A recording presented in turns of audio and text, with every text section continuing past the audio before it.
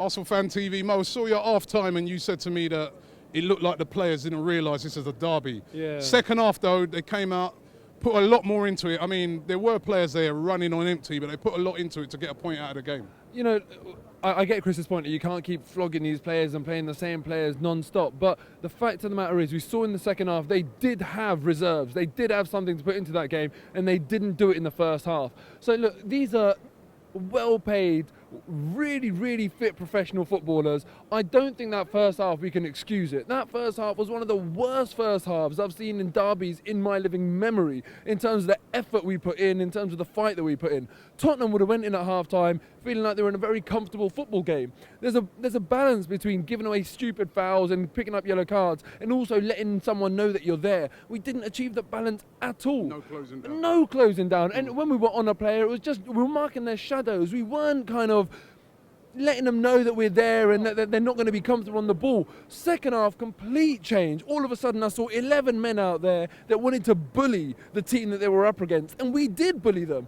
So why did we let them play in such a comfortable manner in the first half? I say it to you non-stop. It is a recurring theme with this team that we waste a large part of football games. Today, the whole first half we wasted. We had one shot in the first half to their 6. They dominated it. And a better team, that fills their sails with wind and they get the confidence to go in and win the game. We're lucky that we come up against the bottlers today because obviously they haven't got the quality, or they're not good enough to go and win that game. Any other team, they would have gone and demolished us. We can't afford to start so slow. You look at what happened when we played United. We started off brilliantly, and they never even When we got played a sniff. United, though, you're looking at about 5 other key players like Walcott, Bellerin, pacey players like that, Ramsey. None of those players playing today. Agreed. Is it down to the fact that you've got all these players missing?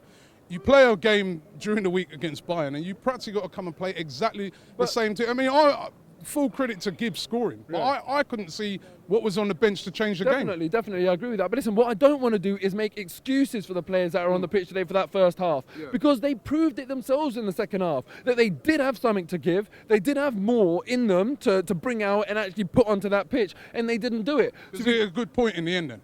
No, I'm never ever going to say drawing to Tottenham at this place is a good point. Never. I'm sorry, it's just never ever a good point. If someone said to me 5 hours ago, are you going to have a draw today? I would have laughed at them. I would have been a hell no. I'm never going to take a draw. Listen, but hold on.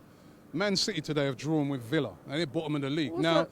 no, because I'm just trying to say to you that we can't just assume. Tottenham have only lost one game Robbie, this season. I know that. And that was the first game of the season. In the run-up to this game, I said Tottenham have looked very different. They actually look like a proper team for once. And, you know, the one thing they're doing this year is they're playing instead of talking. Usually, before they've even done anything, they're telling the world how they're going to beat Arsenal and they're going to finish above Arsenal. For the first time, they've actually got their priorities right and they're trying to play football and prove something.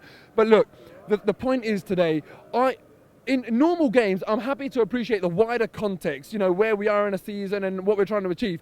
When it comes to these games, these are, this is a goldfish bowl. There's the wider context, but you want to win this game. This is Arsenal-Tottenham. You can talk about the wider context, but there's bragging rights on this game. And this is what makes derbies special. This isn't one of them normal games where you say, okay, fine, it was a good point, you know, in the context of a season we're there. This is Tottenham. We want to beat them. We want to embarrass them. We want to demolish them. In the first half, we did not play like it was a derby. And I want this recurring theme in this team to be addressed. Why do we waste first halves? Why do we waste so much time in games and let teams get into the games? You know, it's been going on for years and years and years. We need to stop it happening, because if we had played the second half, the whole 90 minutes, if we had played how we did in the second half, we would have won the game. I will have to change my tactics, and please advise, just beg Mourinho, please resign.